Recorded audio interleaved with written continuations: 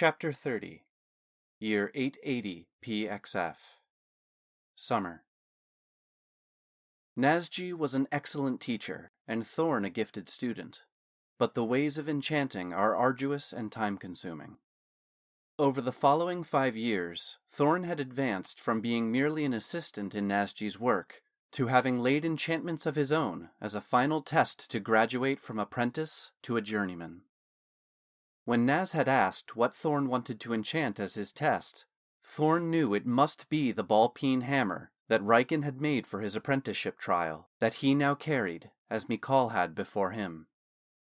So Thorn had laid upon the hammer spells befitting its function, a way to heat metal without the need of a forge, and a force magnifier to give its light weight the same striking impact of a larger sledgehammer when required.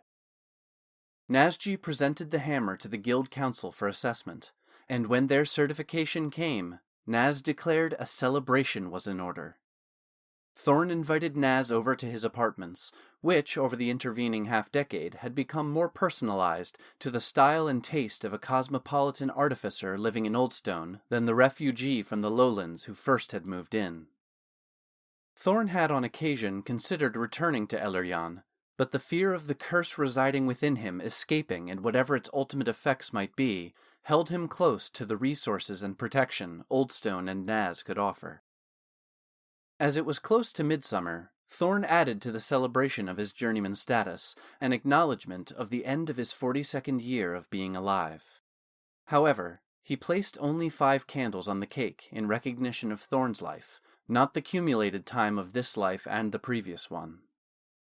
Over the candlelight, Naz stared a bit too long into Thorn's face, and Thorn gave him an acknowledging nod in return, knowing the question he must be about to ask. Thorn had begun to notice it a few months after Naz had discovered the curse. At first it was just little things, like that as his hair was growing back out, the strands of gray that had been apparent since he had first become Knight Captain were no longer there. Then, 6 months after that, by the time his hands had healed to the knuckles, Thorn, in a spate of contemplation while staring into the mirror, noticed the crow's feet around his eyes seemed less prominent. He had deluded himself that perhaps it was due to the diffuse light in Oldstone, instead of living under the unfiltered bright sun. 18 months after that, as he stood shirtless in front of the mirror, the weight and muscle mass he had lost was undeniable. Thorn had not become soft. His physique still conveyed strength, but not in the overwhelming way Talon's had. He attributed that to his focus on his apprenticeship and his more leisurely lifestyle under the mountains with no daily training. With some satisfaction, Thorn realized one of the things that would make him undeniably Talon back in human lands was fading. But now, 5 years on, looking over the birthday cake at Naz, he could not deny what was occurring. Thorn answered the unasked question in Naz's eyes. "I know. This is not the face of a human 5 years older than the day we met. I will assure you it is my face, though, or I should say, his. This is how Talon looked when he was first assigned as envoy for Duke Isul. His form was much bulkier, carrying nearly 30 more pounds of muscle, but this was indeed his face as I remember it." Nasji sighed with concern. I couldn't be sure. To my eyes, humans seem to decay as quickly as summer fruit left forgotten in a cupboard. But I didn't think my eyes were deceiving me so badly as not to recognize the lack of change in my closest friend." As Thorn blew out the 5 flickering candles, an uneasy silence followed, as they both knew the root of what was happening, and where it might lead. The truth now spoken about the curse affecting him more than just by healing his hands, Thorn began training again. At first, he started with just Casparian's sickle, but having trained and battled for so many years with a glaive, he quickly realized, like Osman, he would need an offhand weapon. Having nothing else readily available, Thorn began using the ball-peen hammer he had enchanted as a training stand-in for whatever weapon he decided to replace it with later. He knew he could not hide in Oldstone or even all of Limehold forever. He would eventually have to face his demons again. Year 880 PXF. Autumn. The snows of coming winter had already begun to fall outside the gates of Oldstone, when 3 young dwarves, all with glacial blue hair and beards, dumped the large ice-covered contraption on the doorstep of Naz's workshop. "Where's the Dragonborn?"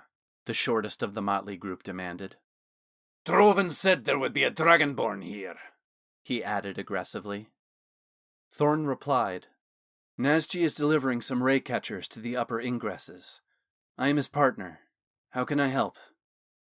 Thorn had almost said apprentice, but caught himself, remembering his new rank, and was sorely glad he did so with this crew, who were obviously from the Frostbeard clan.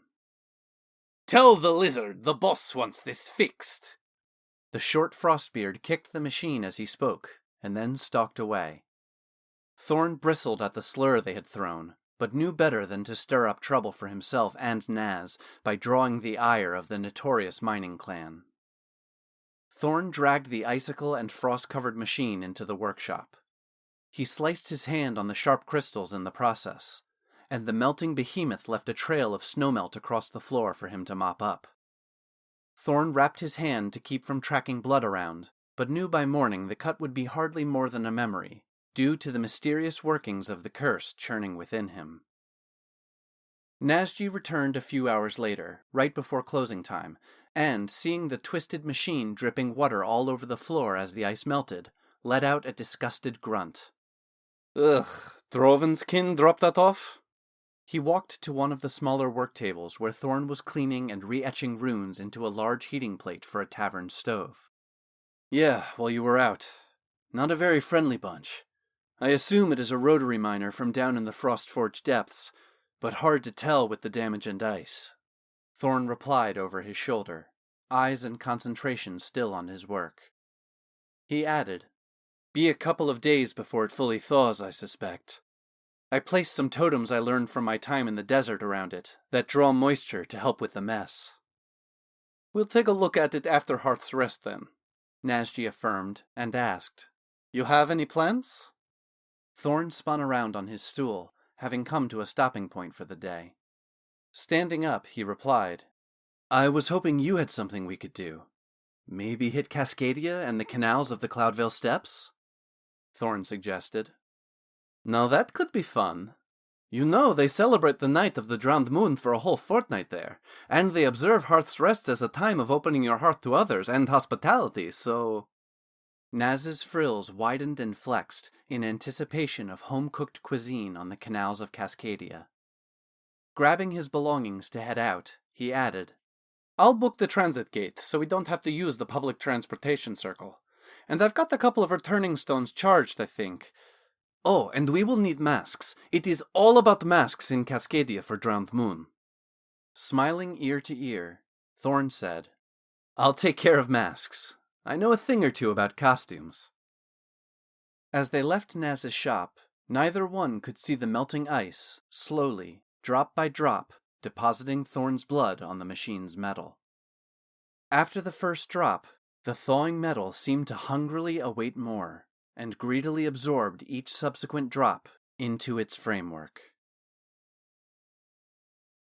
Naz and Thorn entered the workshop the morning after Hearth's Rest, laughing and reliving tales from their Drowned Moon jaunt to Limehold's Cloudvale Steppes region and its lively central city of Cascadia.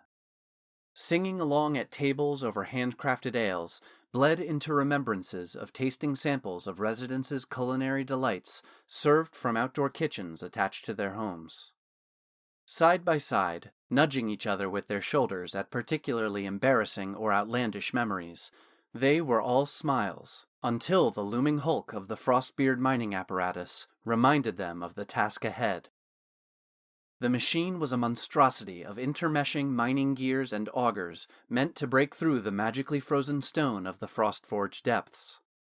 The mining head sat upon 4 spider-like legs with serrated tips to pierce and hold tightly within the icy ground of the Frostbeard's mines far below. The arachnid feel of the contraption was completed by the dual-purpose counterweight and ore bin that hung off the back like some bloated abdomen. Even from across the room, the 2 artificers could tell the augers and gears were racked and off their axes, while the damage to the legs appeared to be more from blunt force, most likely from being kicked and beaten with mining tools by its owners after it failed. With a simultaneous sigh echoing Naz's, Thorn offered, "I'll dispel the power out of its runes and get the casing off while you make the coffee. Double strong, double hot," Thorn called to the retreating form of Nazji. The pewter dragonborn lifted his arm in acknowledgement, his frills still drooping to one side in his pre-coffee morning state. Thorn set to work on the rotary driller by first dispelling all the magic from the sigils that powered it. Overall, it was a mess. The anti-corrosion runes had long ago been damaged or had worn off, so all the fasteners between the outer shell plates were fused in place with rust. When rust wasn't the problem, the beating it had been given by the Frostbeards when it failed proved to be. The precision plates which had been aligned when new were now twisted and warped, no longer unlocking from each other as intended. As often as not, Thorn was forced to damage them even more to give himself and Nazji access to work on the axles of the mining head. Nazji returned with the coffee, which he had spiked in the Dragonborn style with bronzepire root. Handing Thorn a mug of the near-boiling dark liquid with a coppery sheen floating on the surface, he noted, "Always the same. Not a frill of maintenance, and they wonder why it broke." Naz walked around to the front of the machine, squatting down to get a better look at just how bad the augers were off angle. As Thorn finally wrested the last panel off the drill head, exposing the last axles and backside of the gears, he could immediately see the problem. A black rock a bit larger than his fist had jammed itself between the gears, bending their axles. He started to reach in to retrieve it, but as he did so, a memory from Talon's life screamed in alarm. It wasn't a stone, but a petrified obsidian heart. A demon heart. Before Thorn could even make a sound, the right front leg lifted off the ground. Shunk! With the sickening wetness of a knife plunging into a ripe melon, the machine's razor-sharp serrated leg thrust through Nazji's thigh, emerging out the other side and sinking into the polished rock floor of the workshop. Nazji tried to scramble away from the machine as it came alive, tendrils of demonic essence now flowing out of its every joint, but the machine's leg pinned him to the ground through his own. The automaton then lurched sideways. It slammed into Thorn, throwing him off his feet and causing him to skid across the smooth floor. Thorn watched in horror as the rotary driller stood up on its 3 remaining legs, lifting Naz into the air with the 4th, and drawing him close to the now wildly spinning augers and gears. Nazji thrashed like a fish on a hook, but the durability of his own scales and the barbed serrations of the machine's leg held him trapped. Seeing Naz held aloft by the demonic being inhabiting the mining rig, Thorn was momentarily frozen by the similarities to how Riken looked when the hellhound shook him in its jaws decades earlier. Talon's voice screamed in his head, breaking him out of his paralysis. "Not again!" Thorn dove forward, thanking the gods again for Lachlan instilling in him the need always to have his weapon at hand, and sliced through the already damaged spider-like leg of the machine at its joint. Naz and the portion of the machine's leg still embedded in his own fell to the ground with a clang. "Pull it through the other way, like you do with an arrow," Thorn shouted at Naz as he drew the demon driller's focus. "What?" Staring in shock at his skewered leg, Nazji panickedly yelled back, "I've never been shot with an arrow! I've never even been in a fight!" The possessed rotary drill lunged toward Thorn on its 3 legs, hitting him with one of its augers which ripped through his jerkin. His chain shirt stopped the pointed edge, but Thorn saw the automaton seem to wince backward as it made contact with the divine armor's links. Naz, either not having the stomach to pull the bladed leg through his own, or thinking he had a better plan, began to cast a spell. "Naz, no!" Thorn cried, recognizing what Nazji was casting, and from his experience as Talon, knew of Demon's unique abilities regarding magic.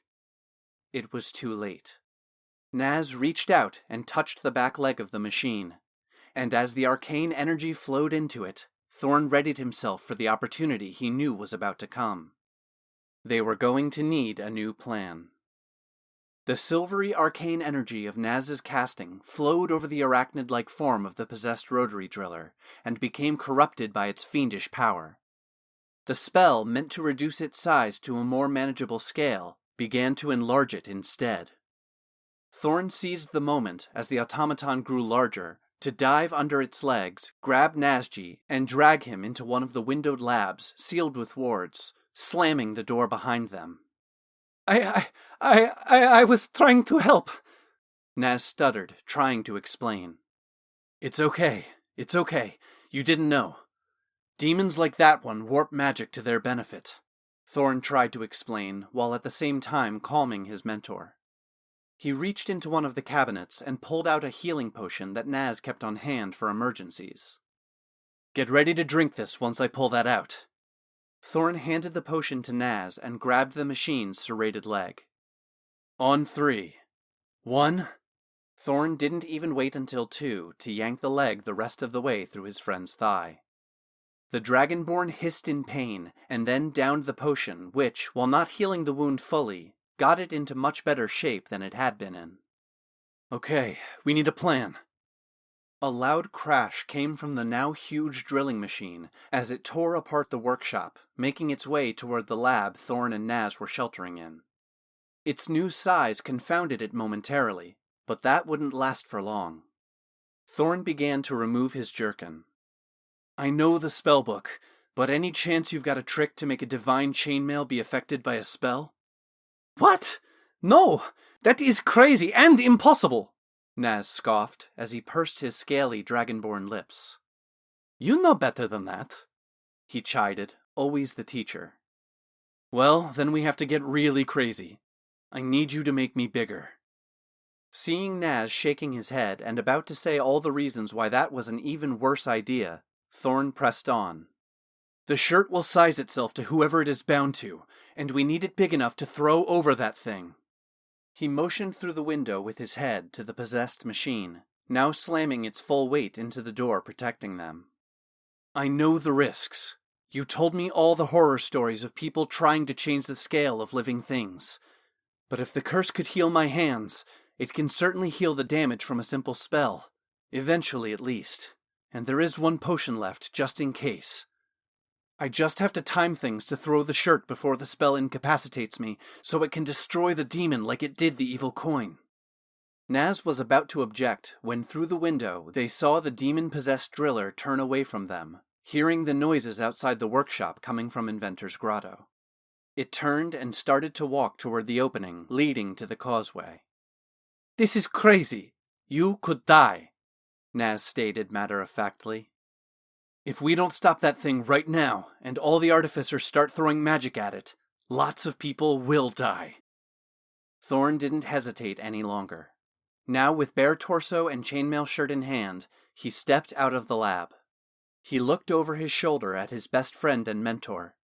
Hit me, Naz. Do it. Have that potion ready in case I pass out. Thorn braced himself as he looked Naz in the eyes. I trust you, brother. Naz looked to the machine headed toward the door, and then to Thorn, with his analytical arcane eyes comparing the scale of the two. I'm sorry, it is going to take a double cast. Brace yourself. Both of Naz's hands pressed into Thorn's back, and magical energy flowed into him. Ah! Thorn tried to hold back the cry of pain as the world began to shrink around him. He felt the bones in his legs begin to crack under the strain of his increasing weight, and the world started to go fuzzy as his eyes' focal length started to warp. Knowing he only had fractions of a moment before the spell fully resolved and his body's new size would tear itself apart, he threw the chainmail shirt like a fishing net. As he continued to grow, his connection to the armor kept its expansion a mirror to his own increasing scale. The spell's effects proceeded on their merciless course. Thorn's tendons ruptured and tore off their bones, having exceeded nature's intent for their maximum size. His muscles burst, their volume increasing far more than their organic structure's ability to contain the expanding fibers. Thorn's now massive form crumpled to the ground. Thorn felt his heart begin to falter in its labor to pump blood through his still expanding form. As his head hit the stone floor of the workshop, his eyes could barely make out the massive shape of his shining armor as it draped over the demon-possessed mining machine. The armor turned net, disintegrated the demon-inhabited construct in a bright golden flash of divine power. The pain that had racked Thorn's body had turned to numbness as his nervous system became overloaded with the agony of his body's scale destroying itself. The last thing Thorn saw before passing out as he lay on his side on the workshop floor was Nasji coming into focus as he ran toward him, barely taller than his shoulders were wide at his gigantic size. Then there was nothing but darkness.